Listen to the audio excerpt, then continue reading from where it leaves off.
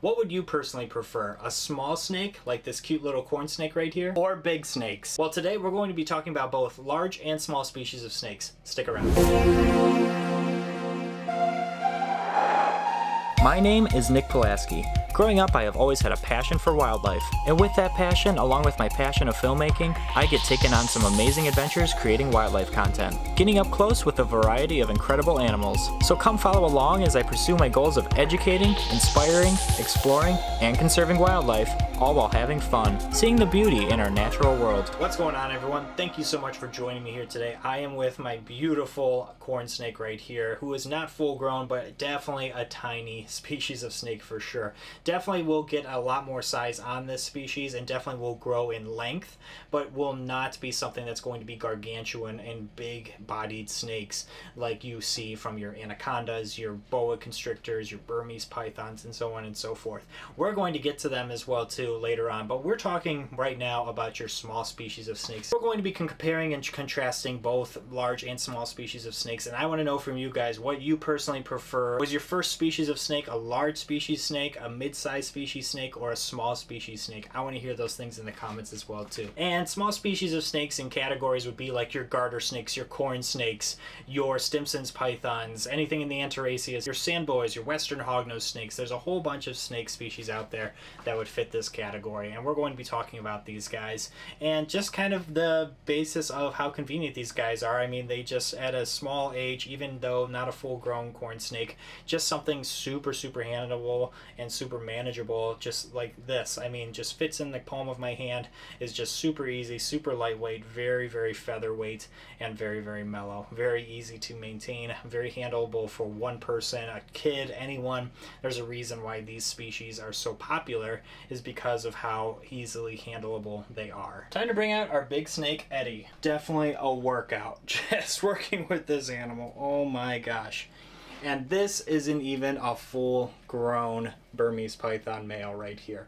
But boy, is he powerful, that's for sure. Look at how big and mighty this beautiful boy is. This is my hypo Burmese python here, Eddie, and oh my gosh, is he just every bit a joy ever since I had him and raised him up from when he was just a tiny little baby. And it's just incredible just to see how much he has grown over the years for sure.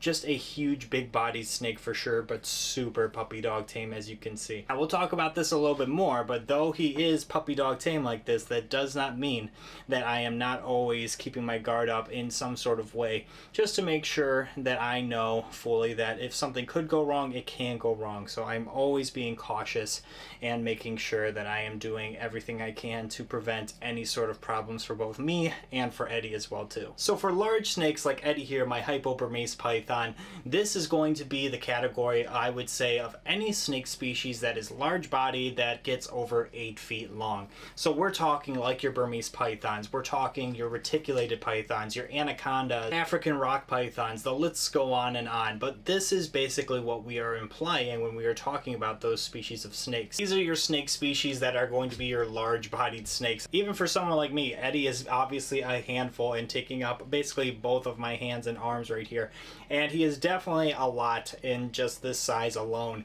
And I would say he's still got a bit to grow as well too. He's definitely not a full-grown snake. Working with large species of snakes, it's definitely something that can be more than a one-person job at sometimes for sure too. And that's also important, is making sure when you're working with these types of animals, sometimes it's best to have two people at disposal if you need any help or assistance. That way this snake, if something does potentially go wrong, God forbid, you do have someone on standby that can help aid you if need be. That is also something very crucial. Plus, it's always great to have someone that can help you out. As handling big snake species, you want to make sure that you're able to handle and hold 2/3 of their body, just to make sure that you're not causing any problems to their spine or any issues with their body.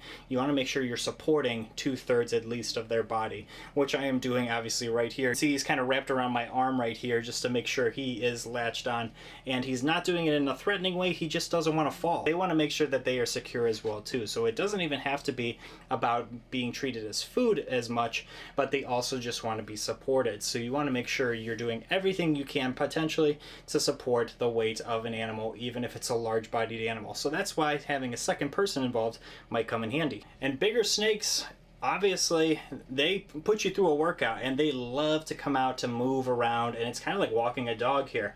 Obviously, he has no interest in me whatsoever. He's just flicking that tongue super slow. It's a very curious thing. He's just scenting around with that Jacobson's organ. But also, too, he is just wanting to be everywhere else right now. So it's kind of that walking the dog motion. It's especially something that happens quite commonly with your reticulated pythons, your more fast-moving, more agile, bigger snakes, is they will definitely make you work up a sweat, that's for sure.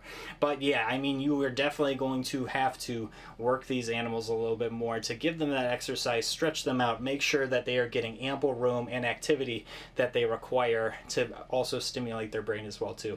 Very vital. For your snake, needle in the haystack kind of comes to mind because it is very, very tricky to find a smaller species of snake. Now, if they recently got out, I would say they are going to be close by rather than trying to find them in a further spot. I have done a whole video about this in the past that you guys can look up and check out about escaped reptiles, but I would say it's always best to kind of find them in smaller, unthinkable areas close by to their enclosure before spreading out to further out areas in your home. But I digress. It is very difficult when they are small species of snakes to find these small species of snakes, so it's always important to put locks on all your enclosures and make sure that they are firmly secured, that this animal cannot get out. Because through my experience, it is not fun to locate a smaller species of snake, for sure, or any certain species of reptile for that matter. Now, unlike small snakes, big snakes might be a little bit easier to find if they do potentially get out of their enclosure. Despite thinking that they are little beings, they don't know their own size and they don't know their own weight at some point. So they can still try to get into small little spots the best they can, and they definitely will try to wedge themselves, which can still be pretty difficult. I have dealt with some larger constrictors that have gotten out in the past at other people's places. We had to kind of coax out, and it's definitely not an easy task, especially because they are large constrictors, they are pretty heavy, and they normally don't wish to move or anything like that, and it's kind of more difficult when they kind of like puff up and kind of build up more with air.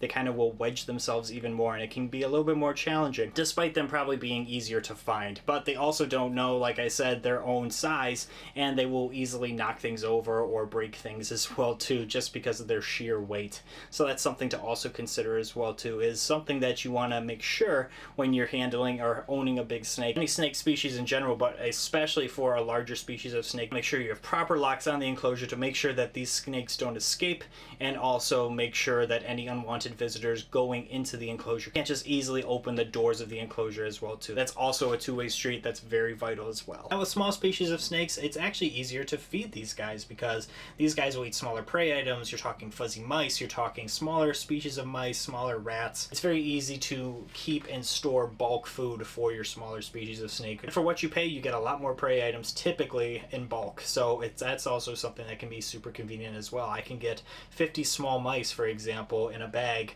and it could be very cost effective that I can easily put in a freezer, and that would last me a very long time in terms of feeding something like this, which is great. Snakes require bigger meals. Obviously, that is going to be true. So when this guy was growing up, for the most part, when he was younger, he was on large rats.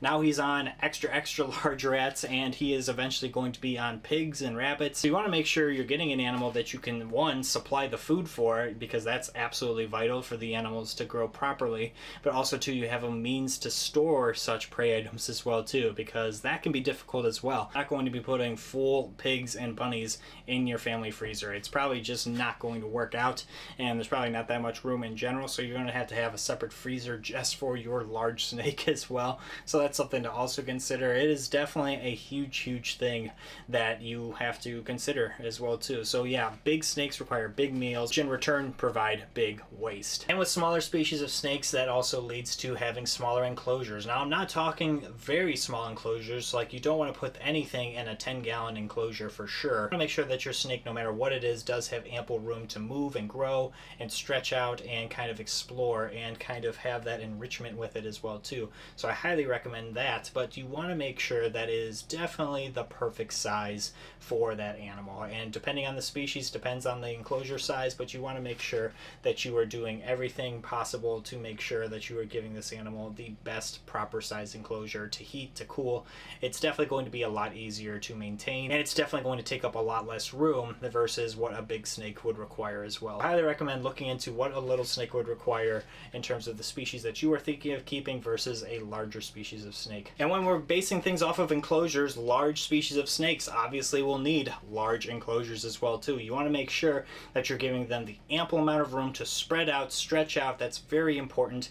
Along with, you want to make sure they have an ample source of water that they can even sometimes have to soak in, like for example anacondas would require that for sure as well, just your higher humidity species. Along with, it's just very important for these guys to have the ability to have that ability to soak and drink ample amounts of water, because these guys will drink a ton of water as well too. You got to keep these guys hydrated. Two options that you can do. There are companies out there that can build you some custom enclosures that are perfect for your larger bodied reptiles and snakes, that are going to be great, so that I highly recommend you do your research to look into.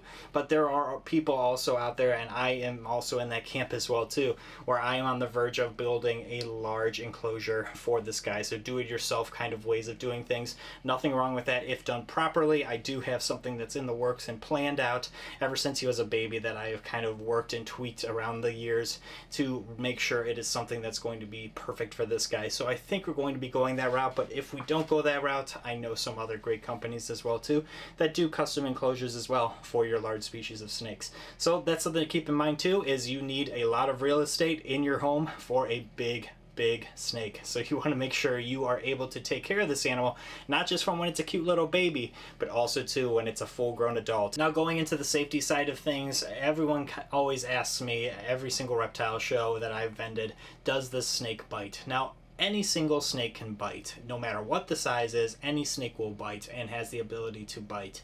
But that doesn't mean that they're going to. Like this whole time with this cute little corn snake right here, he's just been curious. He's been moving and grooving, and he has just been having a great time. No signs of aggression or defense or hunger in this guy whatsoever. Doesn't mean that he couldn't just go latch onto my pinky right now and mistaking it for a mouse. Not saying that, but I'm just saying the bite that I would receive from this guy versus a larger bodied species of snake is going to be a lot less and a lot less more painful. Now, as I was saying earlier, I have raised Eddie up here from a baby, from a hatchling, and this guy right here, it's just so crazy for me to think he just used to fit in the palm of my hand.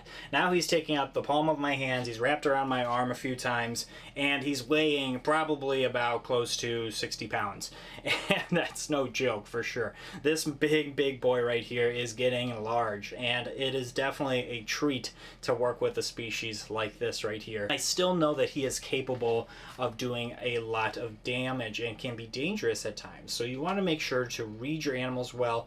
Don't fully let your guard down. It's definitely important to know those types of things so you don't get hurt, the animal doesn't get hurt, someone else doesn't get hurt, or something else doesn't get hurt. You want to make sure you are doing everything that you possibly can to make sure that safety is absolutely vital, because it is with your large breeds of snakes as well. So you want to make sure that you are doing everything that you possibly can to make sure you are reading your animals, making sure that you have that tremendous respect for these animals, and don't fully let your guard down with these guys. You want to make sure that you are taking care of these guys.